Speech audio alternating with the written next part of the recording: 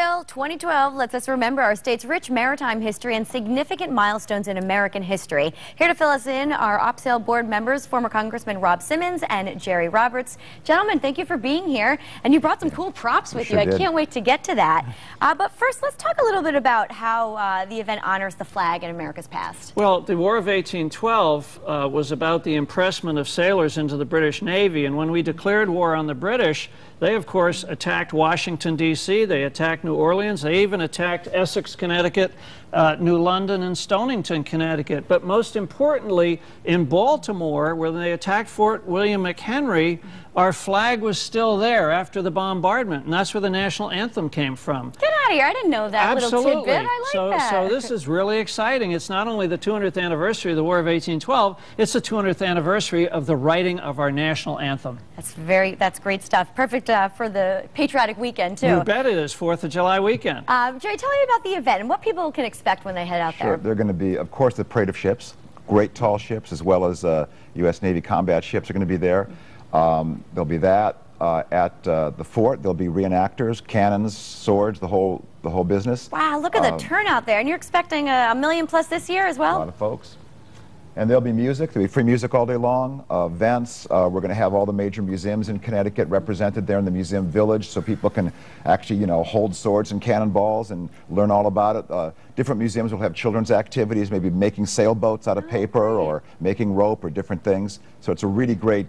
It's going to be a great day for everybody. You have a cannonball in your hand. Tell me a little about that. This was actually fired at the British in Essex, Connecticut. You know, the three great battles of the war in Connecticut were the British blockade of New London, the British attack on Essex, where they burned 27 ships in our harbor, and we're still upset about it.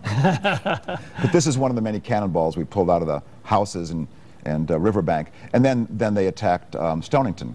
So those were the great events. And there's also, coinciding with OpSail, at the Lyman Allen Museum is going to be the Rocket's Red Glare exhibit, which is a coalition of Connecticut museums really telling the story of the War of 1812. Great. And it's really appropriate for this OpSail to coincide because, you know, OpSail, of course, is about tall ships and so forth. And the War of 1812 was really about freedom of the seas. Great. And it's the first time our nation, not just 13 colonies, but our nation sort of stood up and said, we're going to be a global power someday, so you better pay attention to us. So not only is it fun, you're going to learn a few things while you're down there, right? Absolutely. Tell us about the flag. Well, I have here, and we have in the book, a copy of the Stonington battle flag. I mentioned that they attacked Stonington in Essex. They burned the ships in Essex, but in Stonington they gave us an hour to get out of town. We said, to heck with that. We went up to a shed. We pulled out two old Revolutionary War cannons, which are now on Cannon Square in Stonington, and we said, we're going to fight them. And they shot at us, and we shot back, and eventually they went away. But we flew the Stonington battle flag over our cannons, and when they shot it off the flagpole, a young boy shinnied up the pole and nailed it to the pole. Wow. We were not going to quit. And the Battle of Stonington became a rallying cry because, you know, they burned the White House, they burned the Capitol, they attacked Baltimore. Things weren't going well. But the men and women of Stonington, they fought back, and it was a great victory. And we could actually see the original, You can see the original flag in the Lyman Allen Museum, restored and right there for you to see. It's an amazing relic. It's the only 16-star and striped flag in America, and it has a great story to go with it. Great. Another thing we're encouraging people to do is come to OpSail, come to SailFest. You'll get a great chance to explore these ships.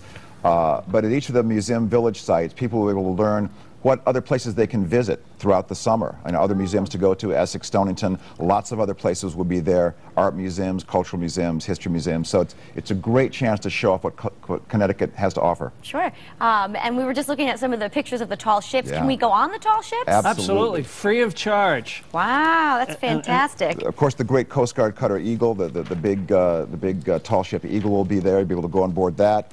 The Navy ship Carter Hall, which is a modern warship, will be there. Lots of schooners and sloops and other tall ships, some foreign ships. Just lots to do all day long. Now, I know a big crowd is expected, but you have parking covered. We do.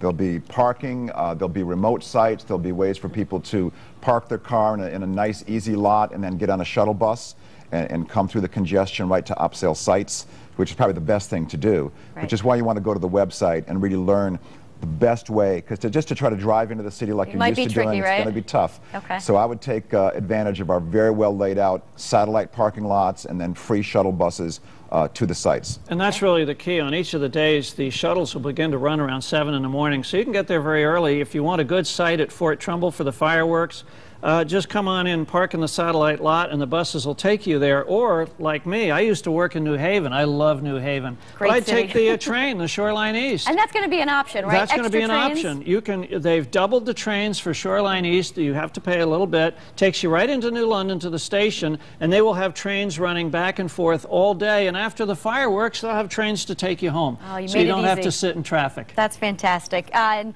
I hear it's one of the best fireworks displays It's going to be the best in the northeastern United States this year. All right, the biggest and the best. Let's put Free. the information up on the screen. You certainly can't beat that. For more info on OpSail and SailFest, call 860-447-2519 or visit OpSail2012ct.org or sailfest.org. What a fabulous event. Looking forward to it. Gentlemen, thank you for being here. Thank you.